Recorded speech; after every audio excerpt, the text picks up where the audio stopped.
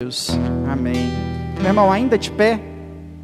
Aproveitando que você está de pé, né? Abra sua Bíblia comigo. Apocalipse, capítulo 2.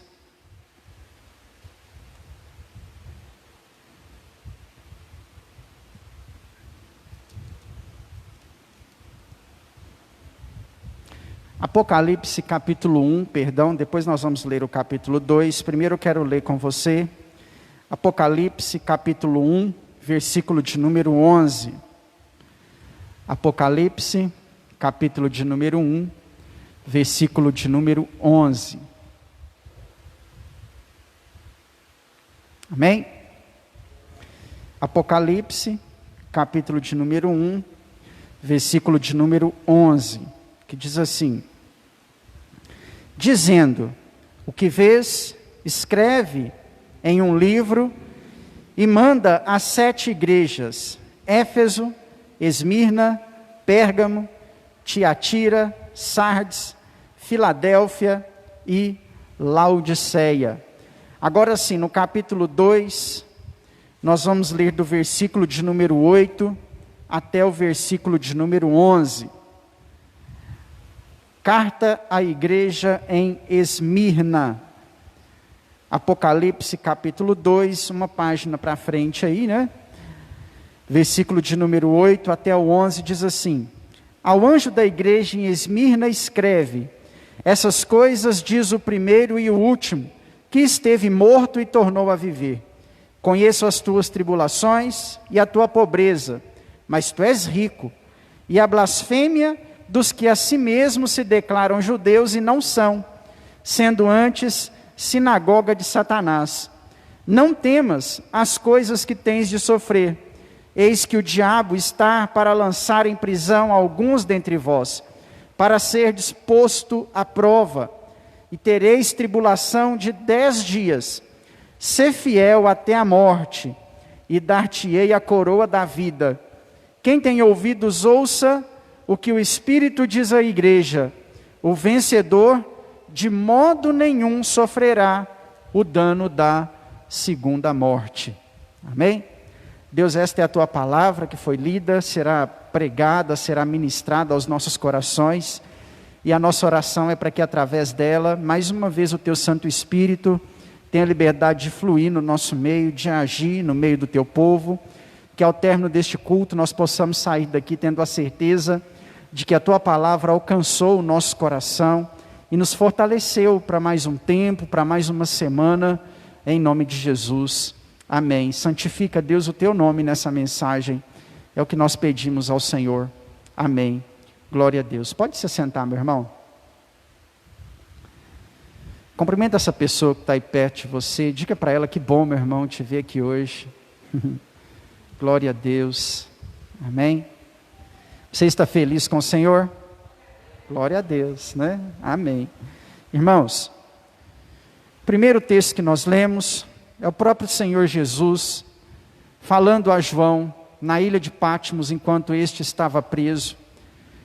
Ele recebe do Senhor lá nessa ilha o único livro profético, a única escrita profética do Novo Testamento, fazendo menção principalmente aos últimos dias, a grande tribulação que o mundo enfrentará depois que Cristo buscar a sua igreja. E eu sempre digo aos irmãos, essa frase: no tempo em que nós vivemos, torna-se necessário falarmos a respeito de alguns assuntos, e a vinda de Cristo é um assunto extremamente necessário para que nós possamos tratar. Então, pregações dentro de Apocalipse, ou acerca da vinda de Jesus, são essenciais e primordiais no tempo em que nós vivemos.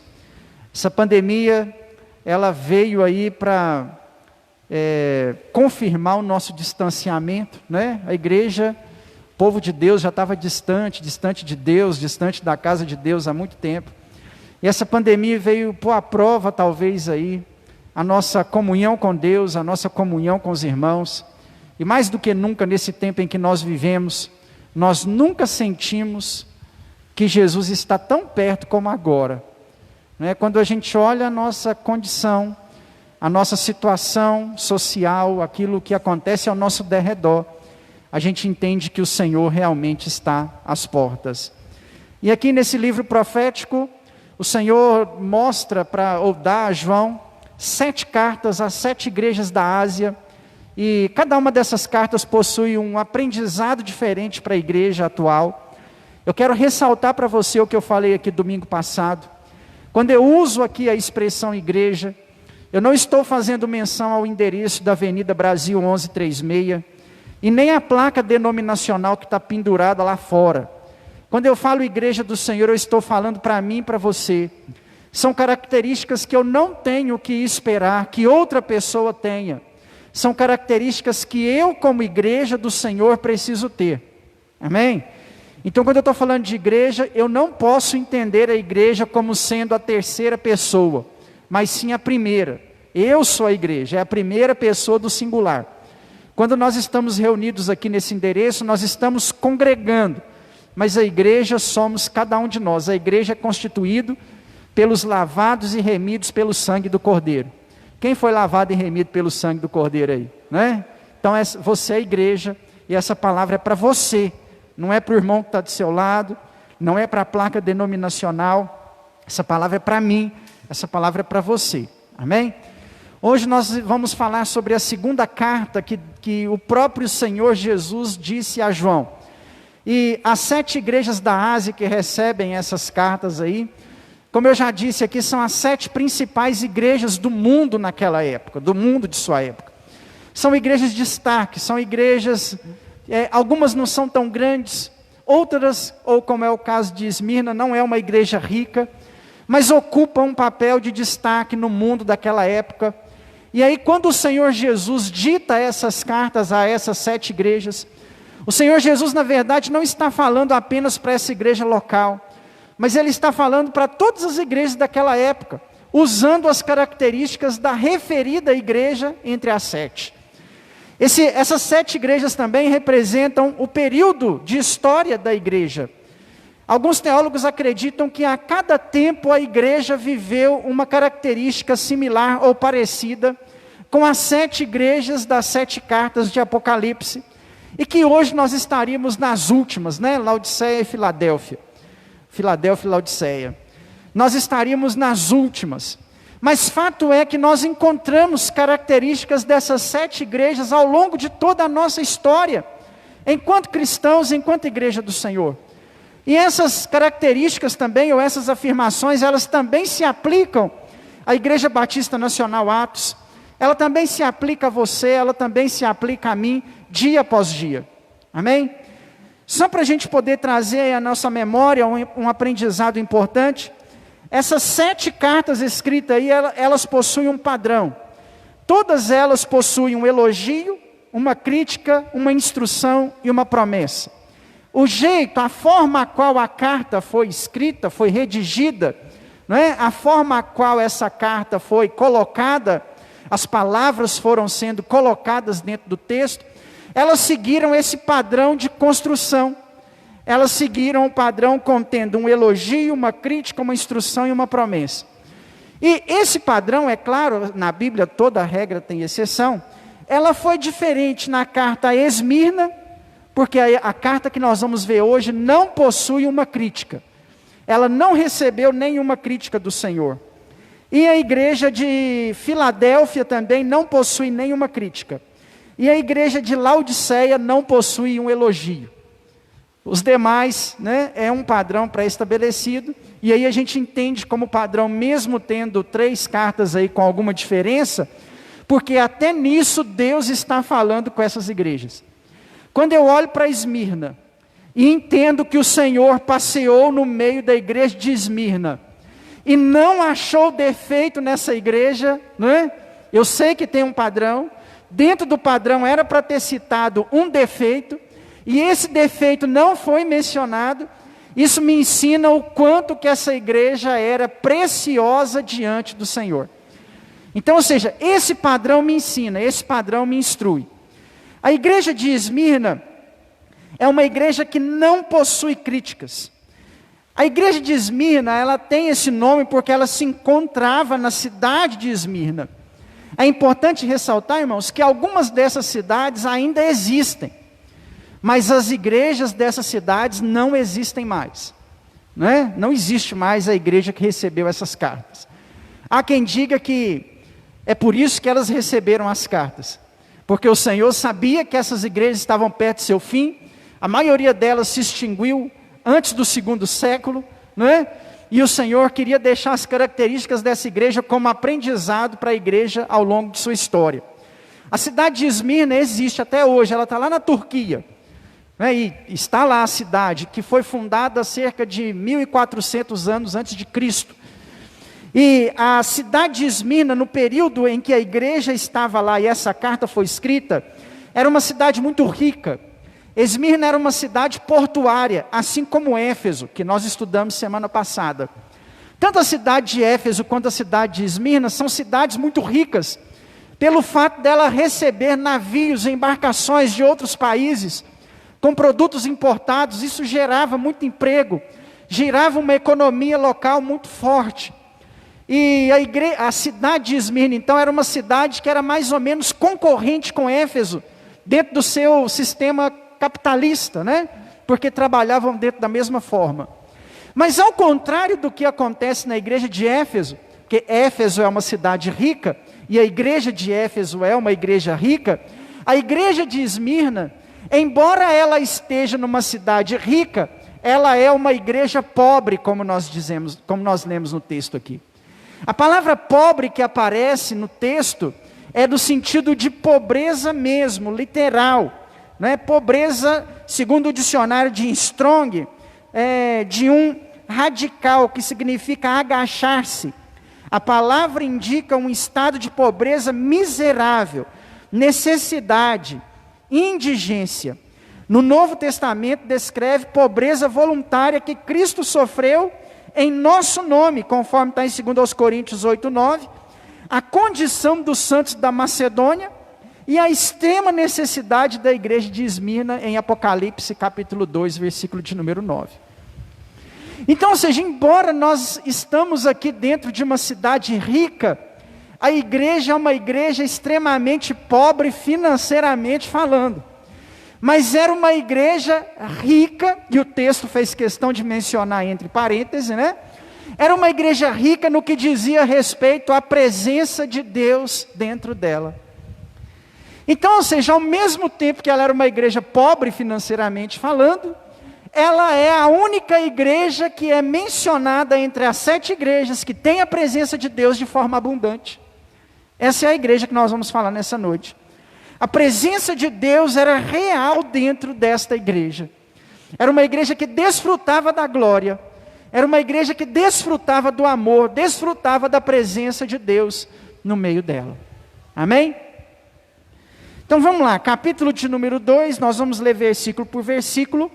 E eu quero lembrar você que quem está falando aqui para a igreja não é Paulo, não é Pedro, não é João, não é Judas, não é Tiago, não é o autor de Hebreus, não é o escritor de Hebreus, porque o Novo Testamento é recheado de cartas escritas pelos apóstolos, ou pelos primeiros líderes que a igreja teve.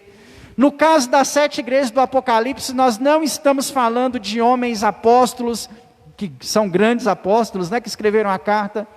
Nós estamos falando de cartas escritas pelo próprio Senhor Jesus, que passeia no meio dos 7 candeeiros de ouro, e segura nas suas mãos as 7 estrelas. Amém? Então vamos lá, o próprio Senhor Jesus falando à igreja de Esmirna. Ao anjo da igreja de Esmirna escreve: essas coisas diz o primeiro e o último, que esteve morto e tornou a viver. Como nós estamos falando de carta, toda carta o escritor se identifica na primeira linha. E a cada uma dessas igrejas o Senhor Jesus vai se identificar de uma forma diferente.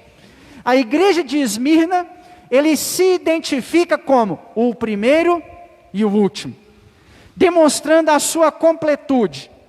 Tudo começa em Deus e tudo termina em Deus. Isso significa que ele mantém nas suas mãos o controle da nossa história, da nossa vida e de tudo que acontece em cada um de nós. Ele é o primeiro e ele é o último. Na minha jornada cristã, na minha caminhada cristã enquanto servo do Senhor, eu tenho que entender que o lugar de Jesus dentro do meu coração é no todo. Ele não pode ocupar parte, ele não pode estar no meio da trajetória, ele precisa ser o primeiro e ele precisa ser o último. Isso não quer dizer que o meio tem que estar vazio, viu, irmão? Isso não quer dizer que você lembra do Senhor na hora que você acorda e na hora que você dorme e durante o dia você não pensa nesse Deus, não. Isso quer dizer, quando Jesus fala o primeiro e o último, ele está dizendo o completo. Tudo que começa nele acaba também nele. Assim deve ser o dia da igreja. A igreja tem que começar no Senhor e continuar no Senhor e acabar no Senhor até que Jesus volte para buscá-la. Então, quando nós falamos o primeiro e o último, o alfa e o ômega, nós estamos falando do completo, daquilo que é um todo. Ele se identifica a igreja como aquele que foi morto e tornou a viver. Por quê? Maomé morreu e não ressuscitou. Buda morreu e não ressuscitou. Ontem foi dia de São Francisco de Assis e ele morreu e não ressuscitou. Os discípulos, os apóstolos, Paulo, Pedro, João, morreram e não ressuscitaram. O Joseph Smith, fundador do Testemunho de Jeová, morreu e não ressuscitou. Allan Kardec morreu e não ressuscitou. Padre Libério morreu e não ressuscitou. Atenas, os deuses da Grécia, os deuses romanos lá daquela época, morreram e não ressuscitaram. Jesus é o único Deus que morreu e ressuscitou o terceiro dia e vive está. É a identidade dele sobre a vida dessa igreja. É ele que está falando. Quando eu caminho como igreja do Senhor, eu preciso compreender que quem fala comigo é Jesus. Diga comigo assim, quem fala comigo é o Senhor Jesus. É Jesus, irmãos. Ele é o primeiro e o último, é ele que foi morto e tornou a viver. Versículo de número 9.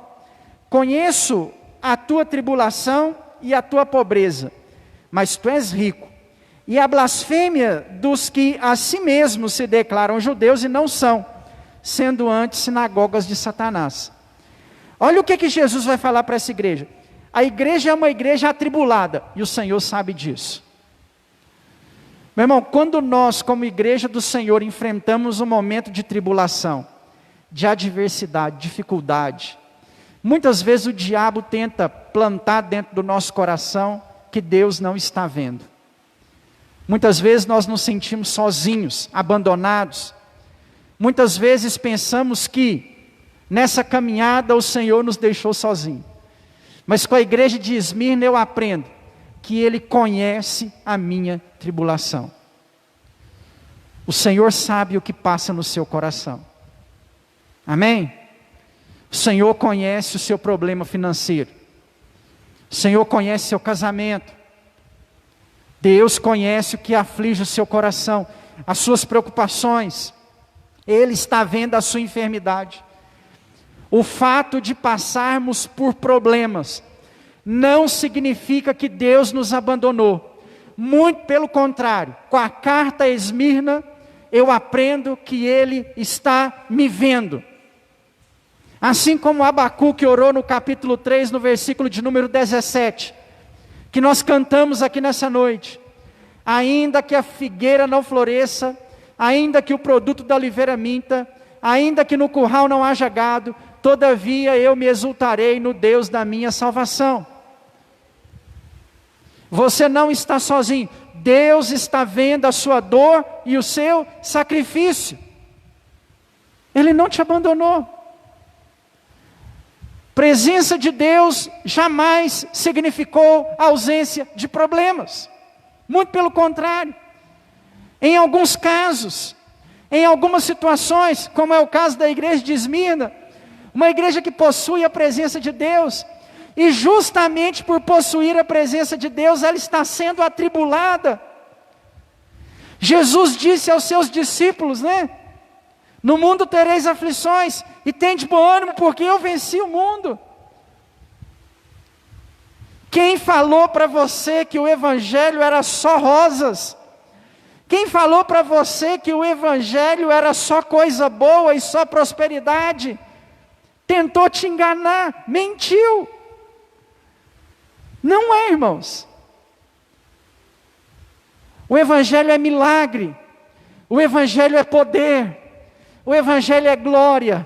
O evangelho é prosperidade. O evangelho é cuidado de Deus. Mas o evangelho é também perseguição. O evangelho é também tribulação. O evangelho é também adversidades. É claro que você não vai ficar na tempestade o tempo inteiro. Mas você não vai ficar na bênção o tempo inteiro também. Quando nós não passamos tribulações, alguma coisa está errada. Porque por si só nós temos um perseguidor 24 horas por dia, o diabo. Então, meu irmão, passaremos por tribulações. Mas na minha tribulação eu tenho uma certeza. Deus está me vendo. Ele está colhendo a minha lágrima. E o choro pode durar uma noite inteira. Mas a alegria vem pela manhã. Ele está me vendo. Ainda no versículo 9. A tua pobreza. Já mencionei aqui a igreja, embora está numa cidade economicamente rica, a igreja é uma igreja pobre. Não é? É uma igreja pobre. Não é uma igreja que possui muitas riquezas. Não é uma igreja que tem dinheiro. Não é uma igreja com potencial financeiro bom. Uma igreja pobre. A pobreza dessa igreja, eu já li aqui no significado da palavra para você na introdução dessa mensagem. A pobreza dessa igreja é uma referência à pobreza que Jesus escolheu passar no nosso nome e pagar o preço no nosso lugar. Não é? Jesus se fez pobre. A pobreza de Jesus não é aquela pobreza, vamos dizer assim, miserável, de passar fome, de vestir de pano de saco, amarrar uma corda na cintura. Não é esse estilo de pobreza, pregado inclusive pelos franciscanos. Não é esse tipo de pobreza, tá? Por quê? Jesus entra em Jerusalém num jumento, era uns 0 quilômetros da época, o melhor meio de transporte, só ricos, só reis, só Herodes, César, entravam na cidade montados num jumento. Pessoas de potencial financeiro baixo, não tinham condições de ter um jumento para andar. Então Jesus entra dentro de Jerusalém, no domingo de Ramos, montado num jumento 0 quilômetros, embora você pensar, um jumentinho, isso é sinônimo de humildade? Não era não, Jesus estava ostentando, irmãos.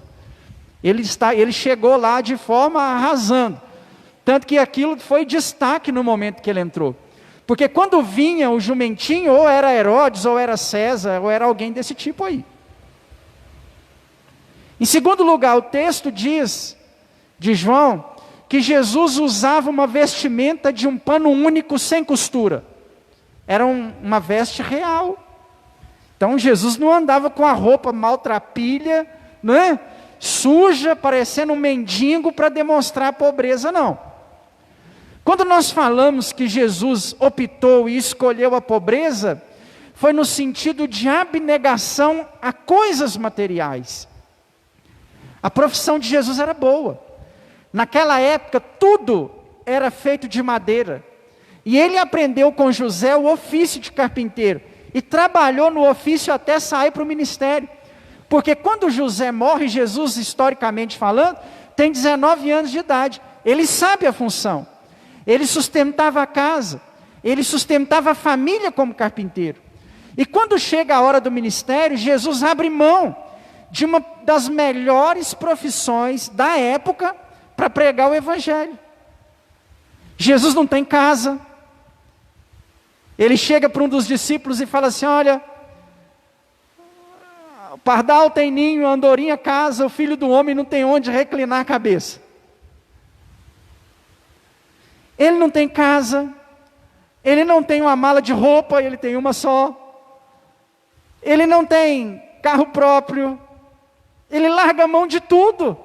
Ele abre mão de tudo, ele tem ensino, ele tem estudo, Naquela época, pouquíssimas pessoas sabiam ler e escrever, e Jesus sabia. Então, meu irmão, quando nós falamos da pobreza, nós estamos falando de abrir mão de bens materiais. E essa igreja de Esmirna é um reflexo disso. Uma demonstração de que a presença de Deus não está atribuída à riqueza. Não é porque a igreja é rica que Deus está lá dentro. Mais para frente nós vamos falar sobre outras igrejas, né? Nós vamos falar sobre Filadélfia, sobre Laodiceia, e em Laodiceia a igreja é rica, é poderosa, e Jesus está do lado de fora batendo, pedindo para entrar. Então a presença de Deus, ela não está na igreja só porque ela é grande, só porque ela é suntuosa, só porque ela é rica. A presença de Deus não está na vida só das pessoas que são ricas, muito pelo contrário. Se você for nos mais ricos dessa cidade, você vai encontrar um vazio tremendo de Deus. Você vai encontrar grandes fazendas, helicópteros, carros, milionários, mas Deus você não vai encontrar, porque riqueza não é sinônimo de presença divina. Não é porque a igreja é revestida de vidro que Deus está lá. Não é porque é o templo de Salomão que Deus está lá. Não é porque pintou o fundo de preto que Deus está lá. Não é porque tem ar-condicionado que Deus está lá. Não é isso que faz na igreja a presença de Deus. A igreja de Esmirna não tinha absolutamente nada disso. Era uma igreja pobre. Uma igreja que não era apegada a bens materiais. Aí entre parênteses está assim: mas tu és rico. O rico aqui é da presença de Deus. Embora não haviam condições financeiras, não faltava a glória de Deus naquele lugar.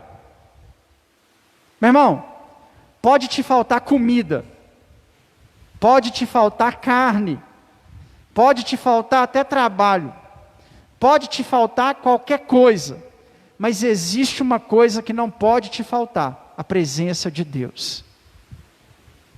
Ah, você pode ser pobre, não tem problema, você não pode ser vazio. Pobreza passa, irmãos. Pobreza a gente supera, né? Ou a gente trabalha para sair dela, ou vive nela a vida inteira, se acostuma, não sei. Mas vazio de Deus a gente não se acostuma. Pobreza a gente enfrenta, irmãos. Eu não sei você, não é? Mas desde o meu início a gente sempre teve uma vida muito batalhadora, muito sofrível.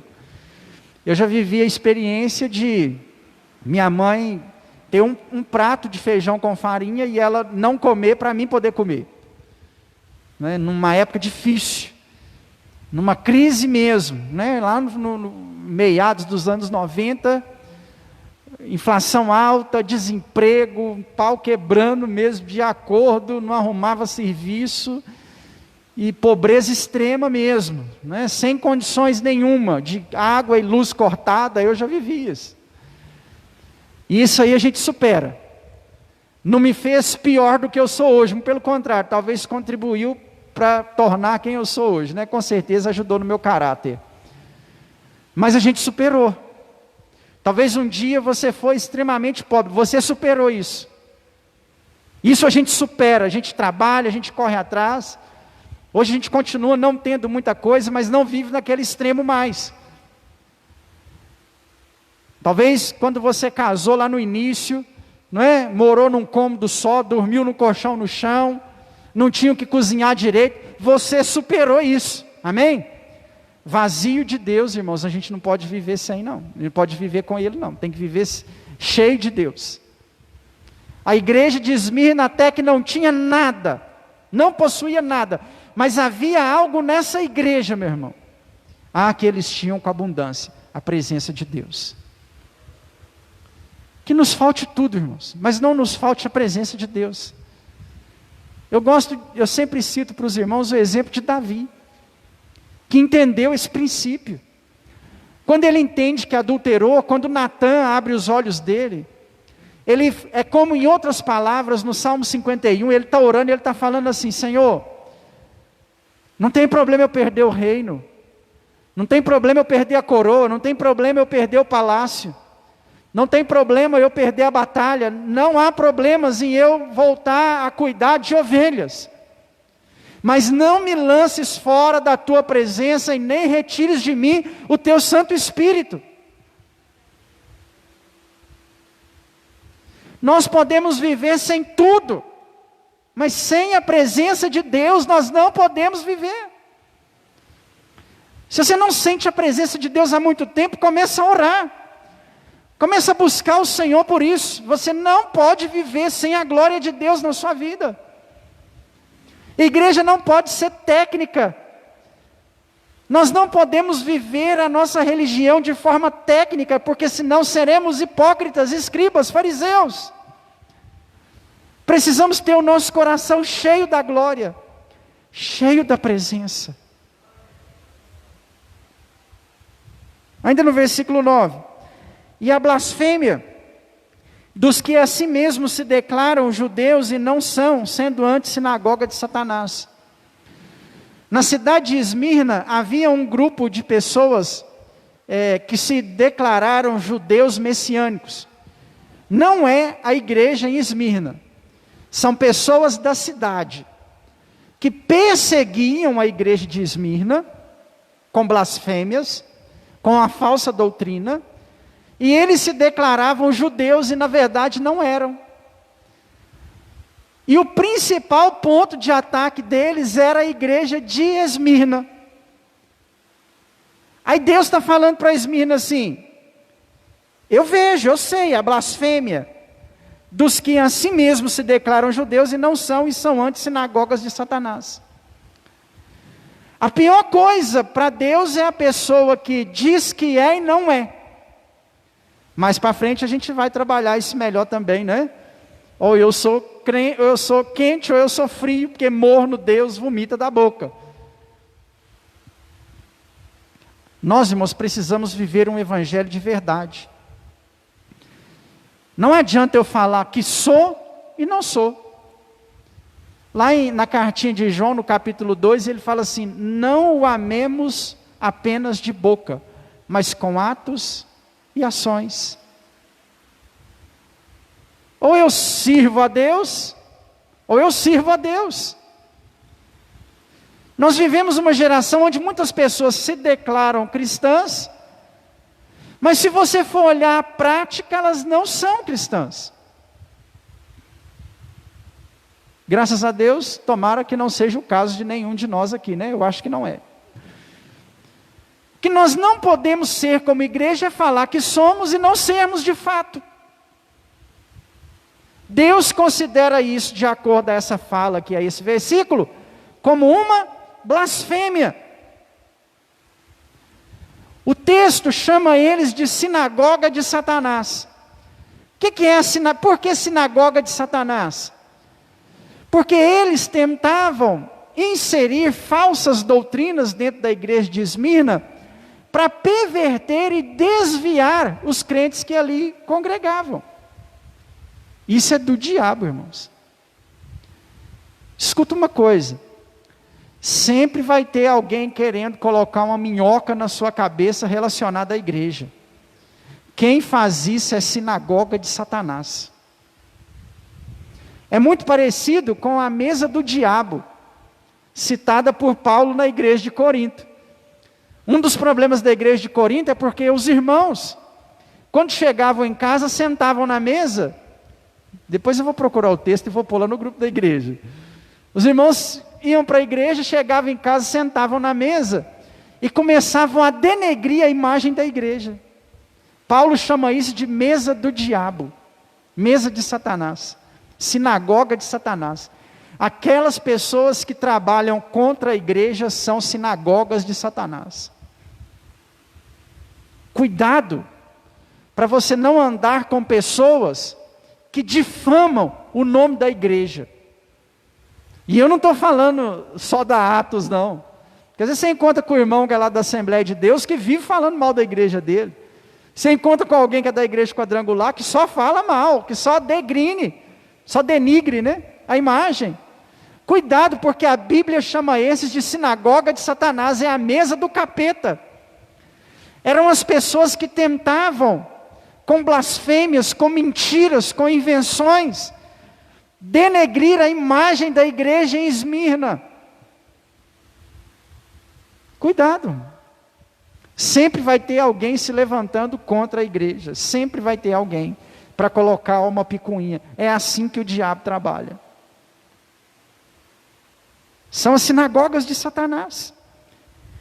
Versículo 18. Não temas as coisas que tens para sofrer.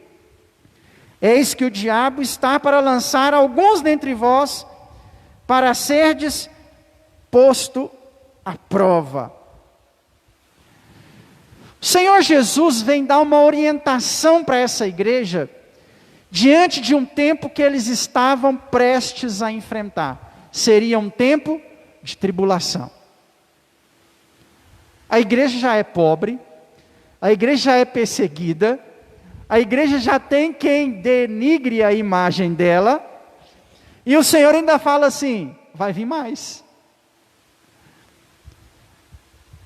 Existem momentos na nossa vida, irmão, que é assim, que vem a tempestade, vem o deserto, vem a crise, e quando a gente acha que vai melhorar, vem mais um negócio complicado. É o que vive a igreja de Esmirna. O negócio para eles já estava feio. E vem o Senhor Jesus e fala assim, vai ficar um pouco pior ainda. Vai ficar pior. Alguns de vocês vão ser postos à prova.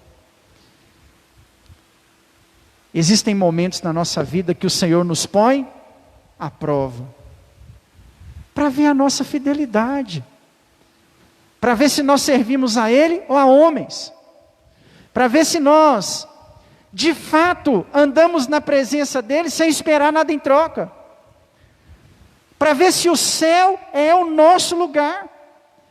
Nós não queríamos ser provados, mas não existe outro meio de ser aprovado a não ser por meio da prova, não tem como. Eu não desejo isso para você, e nem para mim. Mas seremos colocados à prova, irmãos. Ou você achou que o céu ia ser fácil?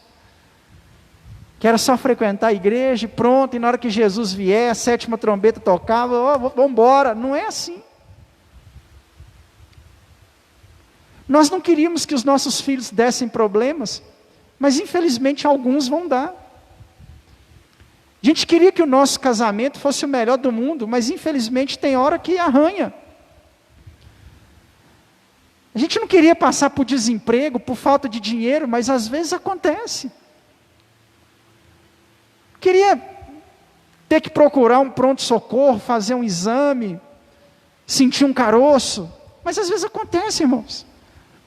É o Senhor nos colocando à prova, para ver a nossa fidelidade, a nossa intimidade, se nós servimos a Ele só quando está tudo bem, ou se continuamos servindo a Ele quando as coisas não estão muito bem também. Não temas as coisas que estão para sofrer, eis que o diabo está para lançar em prisão alguns dentre vós para ser disposto à prova, e tereis tribulação de 10 dias. Esse 10 dias aqui é porque o Senhor indica para a igreja em Esmirna que seria um curto espaço de tempo.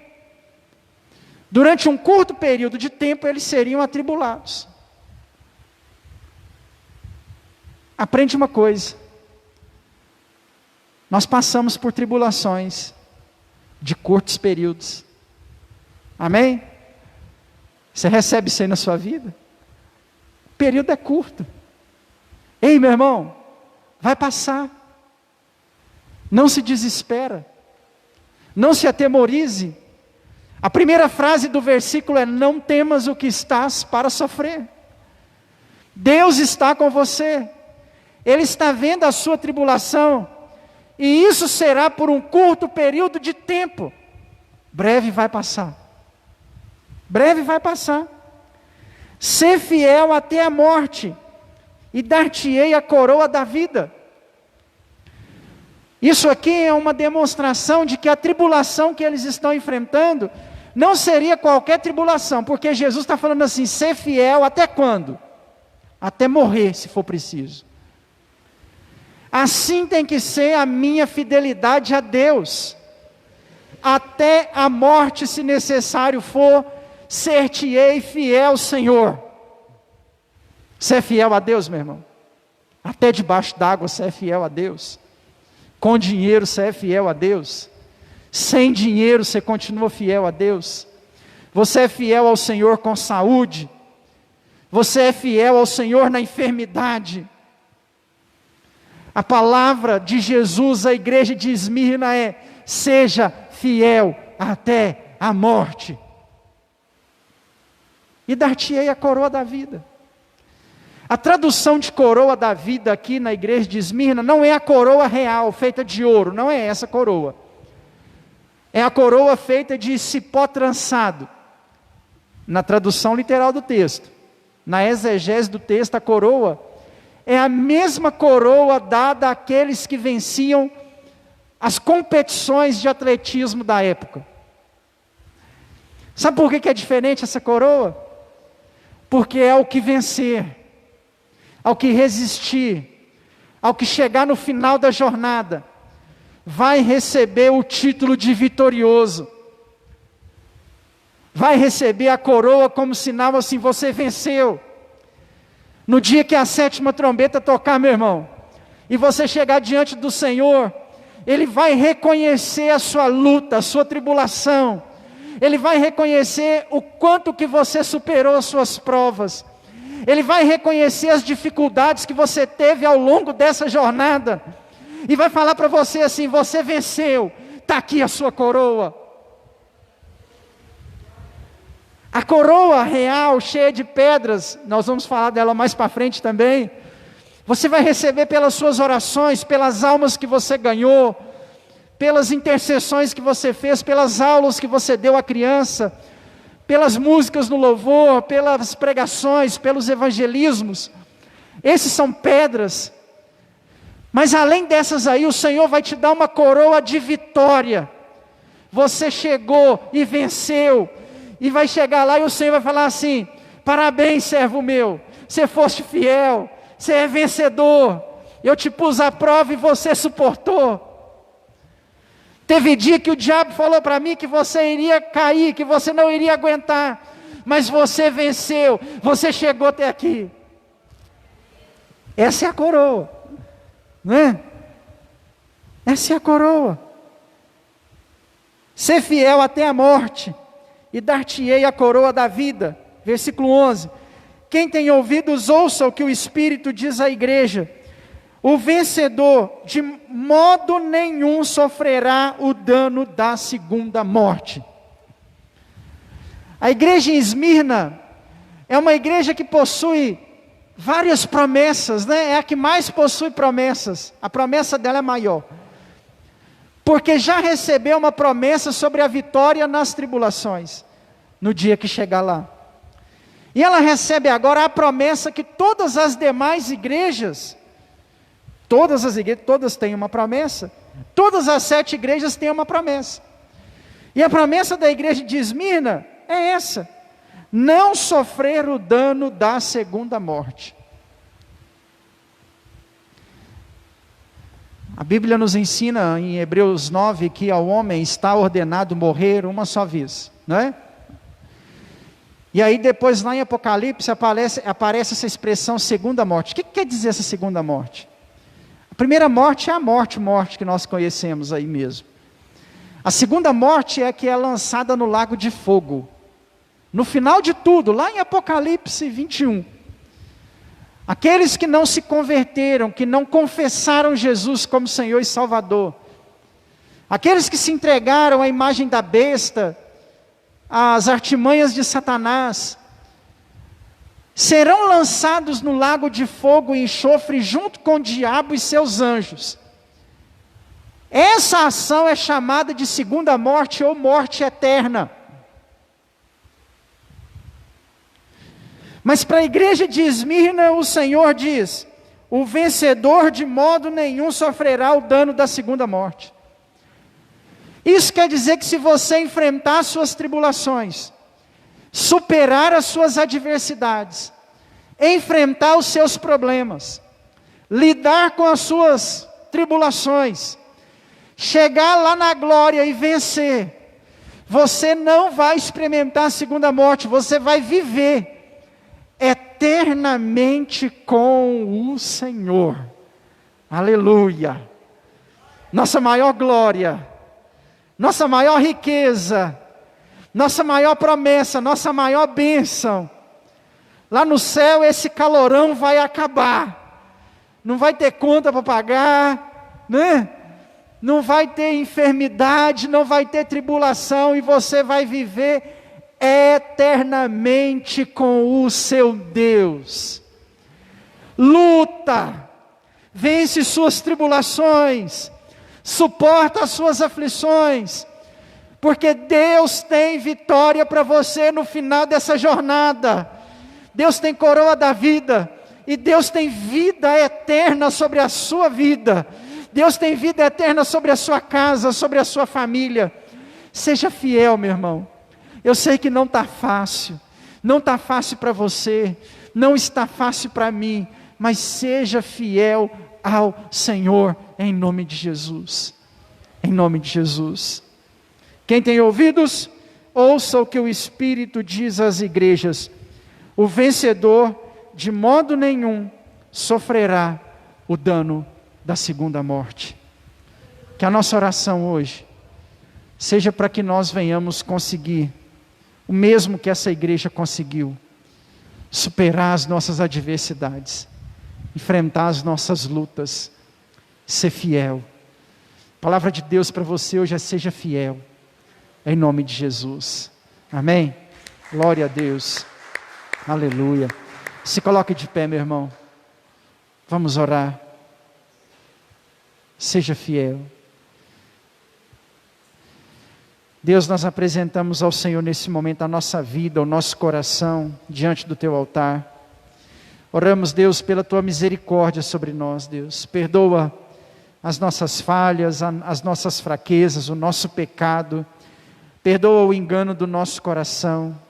Que nós, ó Deus, em nome de Jesus, assim como a igreja de Esmirna, venhamos conseguir vencer as nossas adversidades, as nossas tribulações, as nossas lutas, sabendo e lembrando sempre de que o Senhor está com cada um de nós, ó Pai.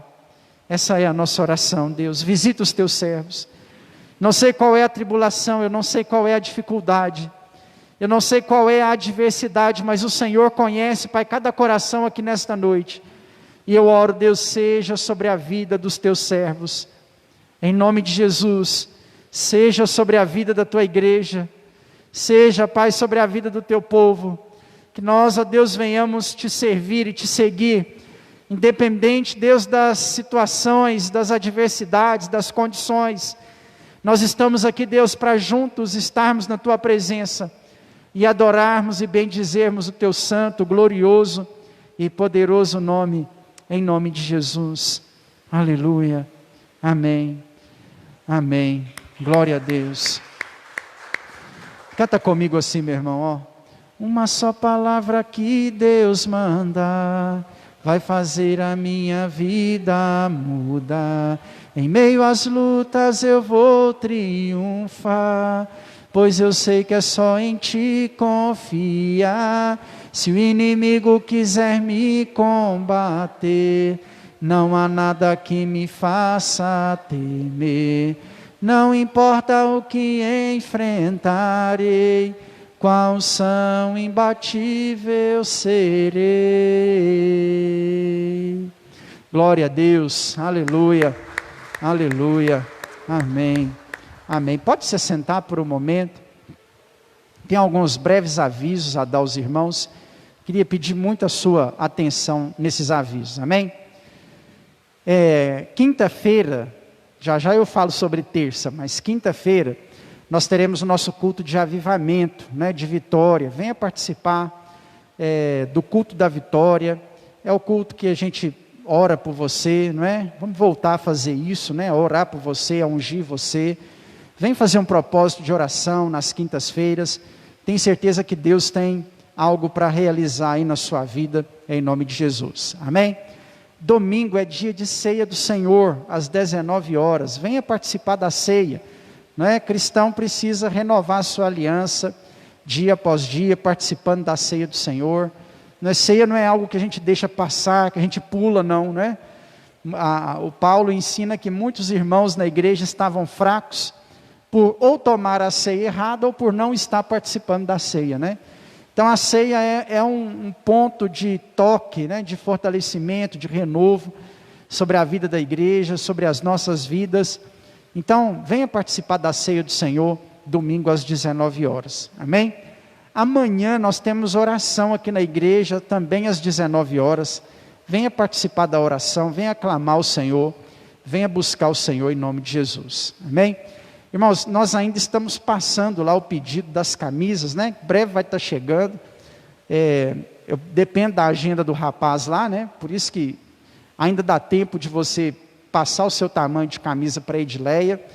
E para a gente poder estar finalizando isso, daqui uns dias a camisa chega aqui e vai dar tudo certo. Amém? Irmãos, eu queria pedir aos irmãos também o seguinte. A nossa igreja, né? Nasceu lá no Marília, com os irmãos do bairro Marília, né? E aí eu ressaltei muito isso quando a gente mudou para cá, e continuo ressaltando aos irmãos, meu irmão, eu preciso de você, porque essa igreja nasceu, foi com você. Eu sei, não é, que está difícil, para todos nós está difícil, não é?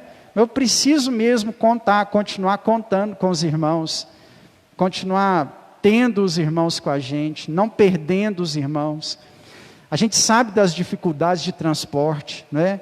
E sabe que não é fácil também, às vezes, depender de outra pessoa para poder vir na igreja. Esses dias para trás eu até olhei uma Kombi. O Sandro, um dia encontrei com o Sandro, aí o Sandro, tem um irmão vendendo uma Kombi, 7 mil. É porque não tinha 7 mil, senão eu comprava a Kombi, para a gente passar com a Kombi lá e buscar os irmãos, né? Quem sabe não é um motivo de oração para a gente poder fazer isso. Então, irmãos, eu sei o quão difícil está para os irmãos, não é? Porque ficou mais longe.